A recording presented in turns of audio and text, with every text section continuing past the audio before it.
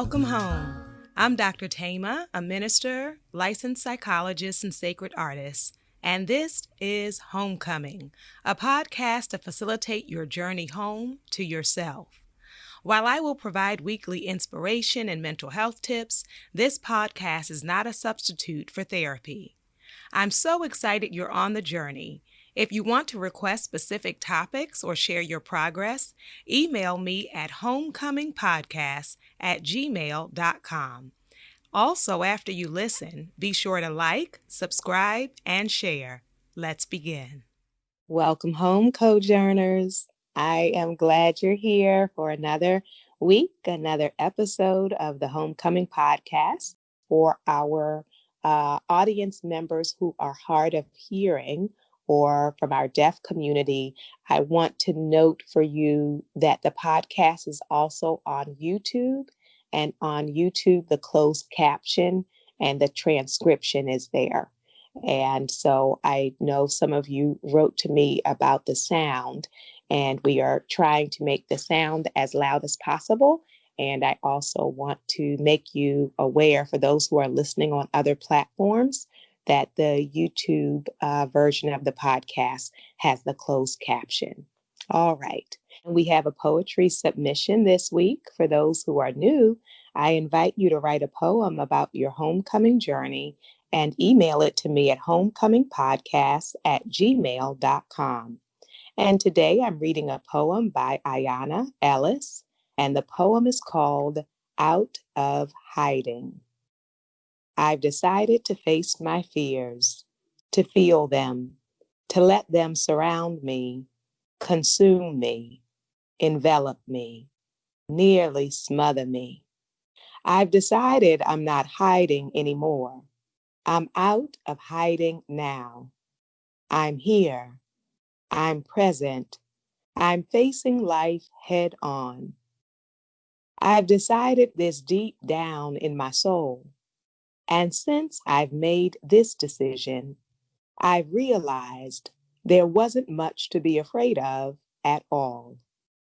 There was just truth. There was me, all of me, with the capacity to love myself through it all. And that is the beauty I've been searching for, the amazing I thirst after, the all I need. Thank you, Ayanna.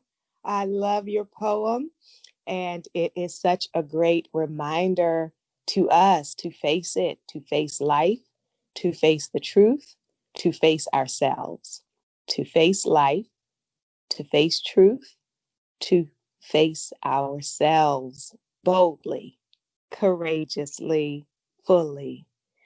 I really, really love that poem, and I look forward to reading you all's pieces. Thank you. A number of you have written, and your poems are coming in the weeks to come.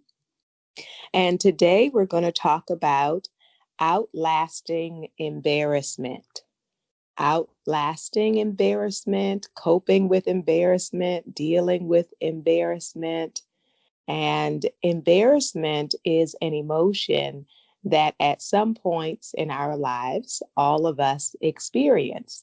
One of the unique aspects of embarrassment when we think about emotions is that it involves other people.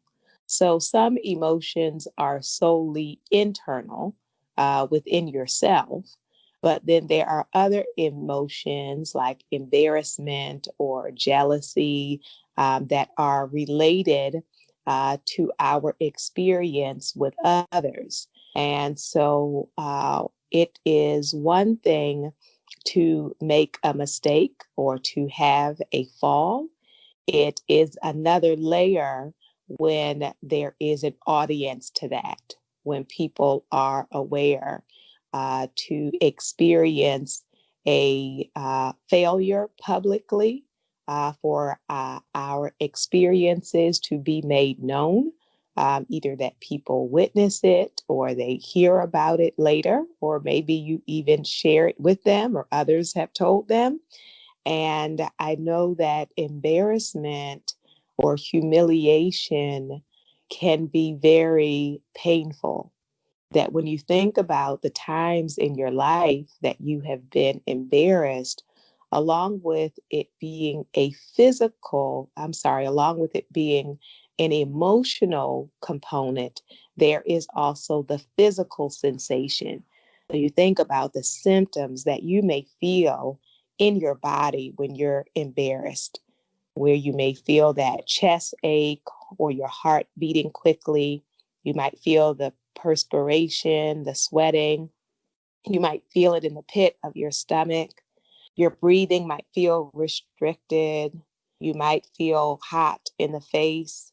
And this sense of being exposed, this sense of people knowing things about you or experiences about you that you would have preferred to stay hidden. And that is why Ayana's poem so connects with us this week of coming out of hiding and facing the truth, right? And the truth is that we have everyone, I'm going to say, listening to this podcast has at some point dealt with being embarrassed. And it may be that you did things that embarrassed yourself. It may be that you were embarrassed by someone else's behavior that you were with. And a part of it can also be not even an intentional action, but people also experience embarrassment for not knowing. So it may not be that you actively did something, but if you've ever been in a circumstance and it felt like everybody knew something except for you, that can also be a source of embarrassment. But on the journey home, our key is we do not want the challenges, the roadblocks, the barriers to send us in retreat mode. We don't want to go back to dysfunction. We don't want to go back to hiding from ourselves, hiding from life, hiding from truth. And so we want to be equipped for when the embarrassment or the humiliation happens, how do I continue on my journey of healing? How do I continue on my journey home to myself? And this is so important. Us being mindful that not only are you healing from embarrassments of your past and perhaps of your present, but the truth is, as long as you keep living, it is likely, it is possible that there will be moments of embarrassment in your future. So even if you're not currently in that season, the tips and strategies for framing your experience that I share during this episode, I invite you to tuck away for a rainy day. Because we know, as the song and saying goes, into every life, some rain must fall. And so, for those moments where we feel horrified, where we feel exposed, embarrassed, humiliated, for us to breathe and recognize first that it is a very human response. And so we can give ourselves grace, compassion, tenderness, permission. Give yourself grace, compassion, tenderness, permission. Permission to feel what you feel. And so one of the things we have noted several times on this journey is when we judge ourselves harshly for having emotions, we add extra load, extra weight, extra difficulty to our own backs. And so I want to alleviate the weight of judgment and give myself grace and compassion for the feeling of embarrassment, for the very real human feeling of humiliation. And so it is an important aspect of our journey to know that our feelings give us information about ourselves. And so I can then reflect on What was it about what happened that was particularly embarrassing to me? What is it that I believe it revealed about me or my life or my family or my journey or my ability? What is it specifically that I feel was exposed by that experience? And so I take that embarrassment as a flashlight to see myself. I utilize the embarrassment, the humiliation to tune in to me, to see the truth about what is important to me and what I believe the meaning of the event was. What do I believe it means? And what do I assume others will believe that it means about me? Yes. And so the humiliation, like all emotion, gives you access to your own mind. It gives you access to your emotional life. It gives you access to the ways in which you experience and interpret things. And so you want to give yourself permission and compassion without judgment to feel what you feel. And then you want to allow that feeling to tell you something. And some people will stop at a very surface level and say, well, of course I'm embarrassed because it's embarrassing. Yes, okay, I hear that. And now let's dig a little deeper. What about it specifically embarrasses you? Because sometimes we can have the same experience, but the aspect of it that hits us may be different from person to person, or what we believe it means, or what we assume people will think, and which people we are concerned about knowing. Some things, interestingly, some experiences that you have, your bestie, maybe your best friend, if they knew, you perhaps wouldn't be so embarrassed. Or maybe because they are your best friend, you would be even more embarrassed that they know this about you.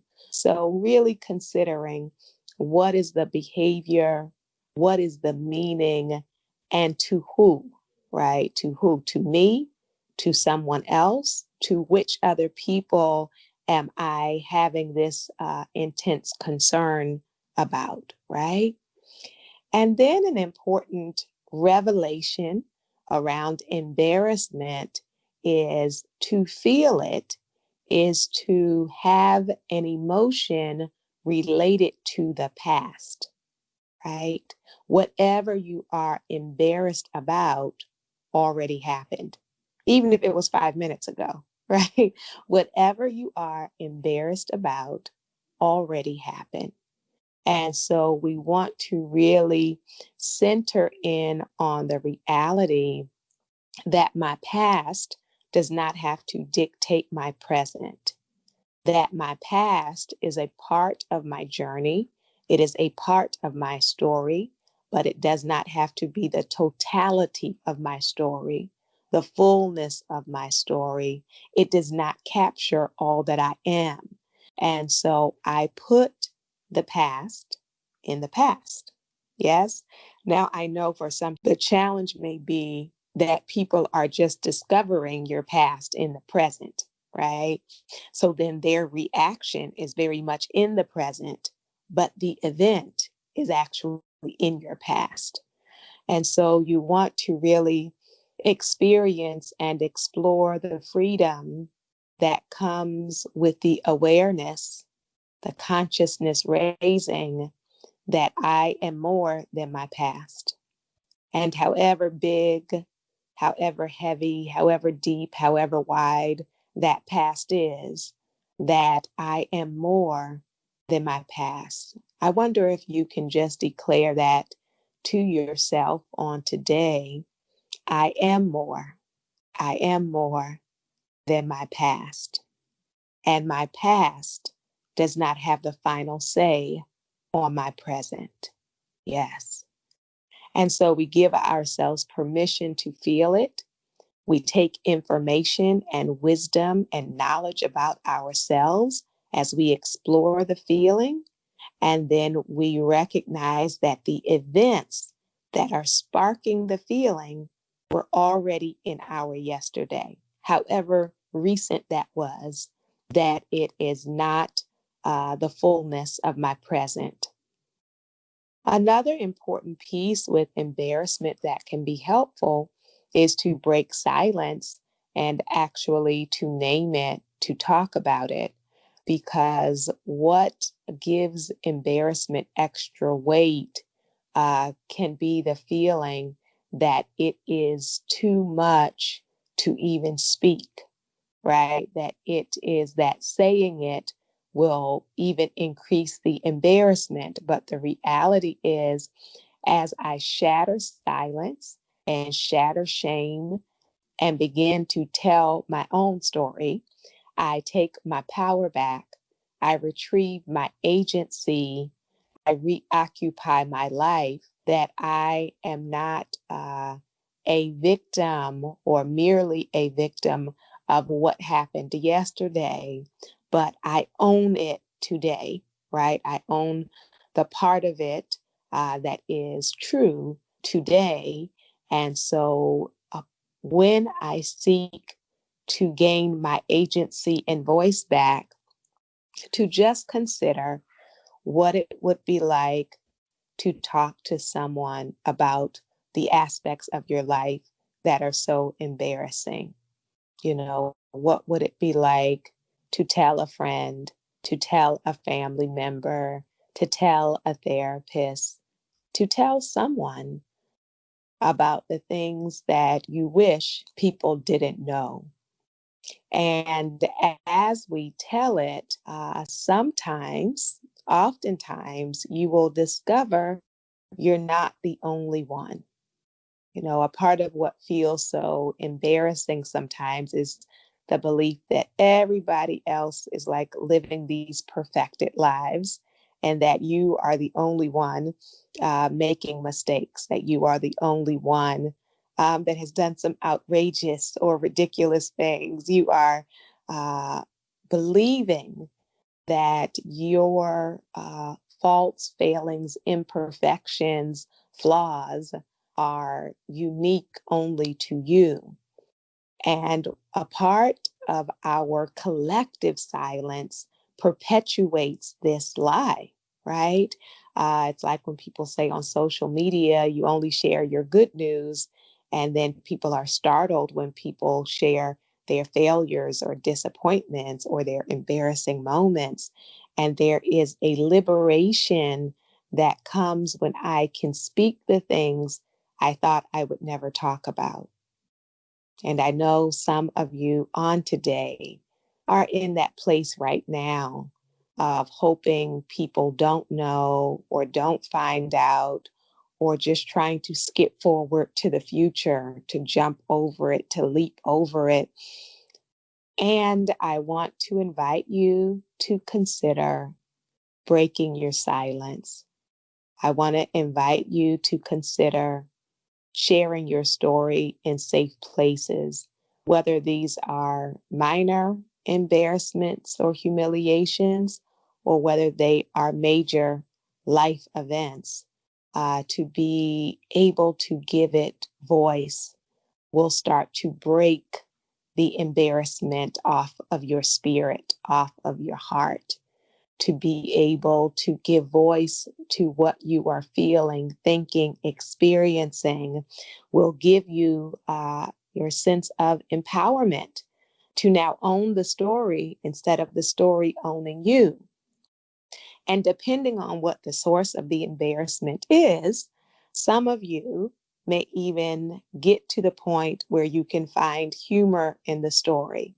Not every event, but some of you have lived long enough that you are aware of things you can laugh at today that were devastating in the moment. I mean, like sincerely, where you felt like this is horrible, this is terrible, this is like the end of the world. And I can't believe I did that. I'm so embarrassed I went through that. And then you get to, for some people in some events, get to a place where you can look back and smile at yourself. Even for some of us, laugh at yourself, that you can look at the experience of what you knew then versus what you know now. And there is a greater lightness in you, in your heart, in your mind, in your body, in your spirit as you reflect it. And that could only come from outliving it and outlasting it by being able to grieve it, to regret it, to be frustrated by it, to wrestle with it, and then on the other side of that, to experience the load of it, the weight of it, actually getting lighter and getting lifted in a lot of ways if I can get through it. And so, one of the pieces that is helpful is to think about your past embarrassments. Think about those moments where you were absolutely humiliated, whether that was on a playground or in your house, on a job, walking down the street, on a date, wherever those past moments were that you outlasted. And many of you will say, like, and I never want to go back to that day again, or that season again.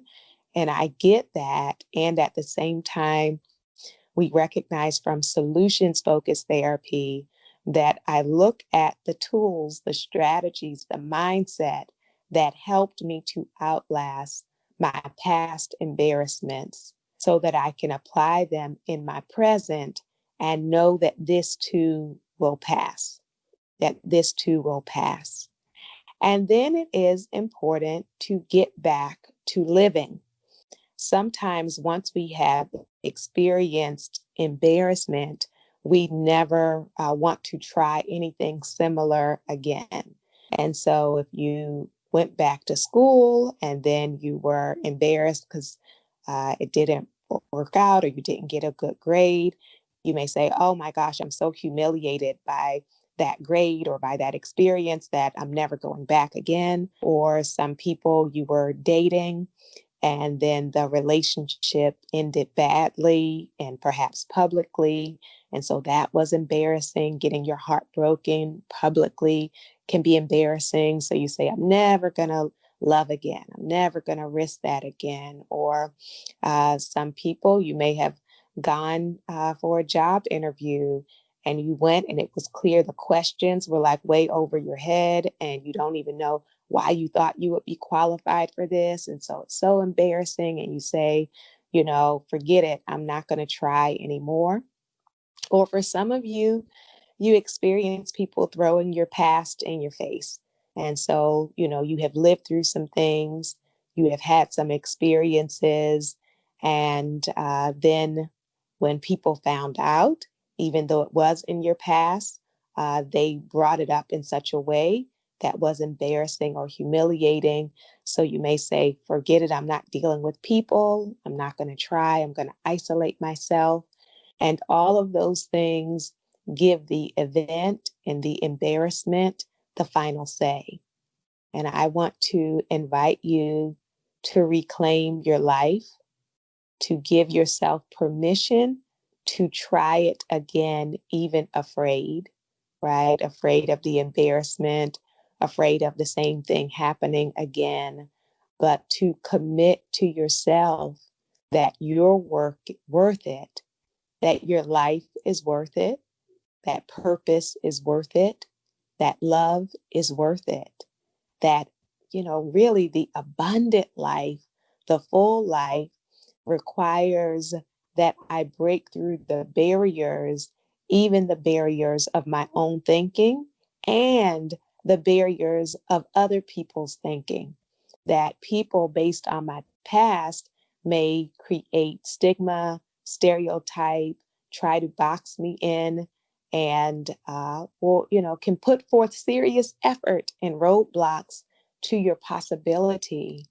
And it is for you to really determine that as heavy and as embarrassing and as humiliating as those moments and seasons and events were, I have decided to reclaim myself and to give myself the gift of another beginning, of a fresh start, of a clean slate.